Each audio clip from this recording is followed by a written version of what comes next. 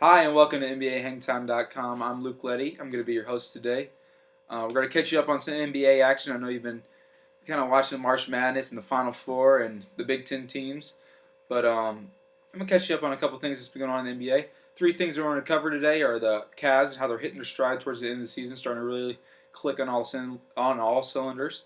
Paul George and his return with the Pacers and what that means for their immediate future, and Steve Kerr and how he's impacted the Golden State Warriors and playoff implications with him as the head coach and what this could mean for their future. So first, I said I want to start off with the Cleveland Cavaliers. First, I want to go ahead and give you their three top players and their stats: Kyrie, LeBron, and Love. Kyrie Irving, 21.9 points, 5.1 assists. LeBron, 25.6 points, 6 rebounds, and 7.3 assists. And Kevin Love, 16.4 rebounds and 16.4 points and 10 rebounds on the season. Nothing too surprising there.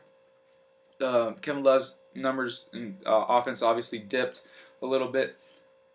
You know, at the beginning of the season, the Cavs were really struggling, and a lot of criticisms going their way. But when you think back in the first year with Miami, it was kind of the same deal. They were off to a rocky start. Chris Bosh, their big man at the time, didn't really have a very good start to the season, and they didn't know if he fit in. And finally, everything started clicking and getting on the right course at the end of the season. For example, the Cleveland Cavaliers. Here we go. Last 10 games, 8-2, 29-9 at home during the regular season, and they've won their last 20 home games. Last 20. This is kind of impressive, and it's really kind of, in my opinion, jumped them to the top of the list on the Eastern Conference, even though they're not leading that conference in wins. Other teams like Atlanta and Toronto, who've really started off hot at the beginning of the season, have started to fade away, especially after the All-Star break. Whether it's been injuries or who knows, but their play has definitely been subpar compared to the Cleveland Cavaliers. Next thing I want to talk about is Paul George and his return to the Indiana Pacers. He played actually Sunday, 15 minutes versus Miami. He hit his first field goal attempt, which is pretty cool. Scored 13 points on 5 of 12 shooting. It was really good to see him back out on the floor. He looked, kind of, a little rusty, but what do you expect? It was good to see him out there, and kind of like the same player. It's always good to see that when someone comes back from a gruesome injury like he had, that they can come back and still have the potential to be the same kind of player that they were.